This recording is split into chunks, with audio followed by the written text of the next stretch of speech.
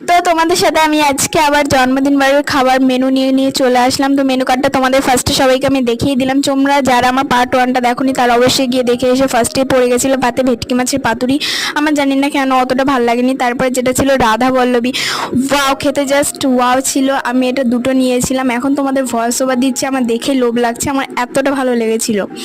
তারপরে পড়ে গেছিলো ভাতে পমফ্রেট মাছের ঝাল, আর সাথে ছিল ভাত। পমফ্রেট মাছটাও হেভি সফটের মধ্যে ছিল, আমার খেতে ভালোই লেগেছিলো। তারপরে যেটা কম্বোটা ছিল চিলি চিকেন আর ফ্রায়েড রাইস, এটাও আমার কাছে ভালো লেগেছিলো। তারপরে যেটা ছিল কমলাভোগ, কমলাভোগটা এতটা সফট ছিল আর মিষ্টিটা আমার অত্যাধিক ভালো লেগেছিলো।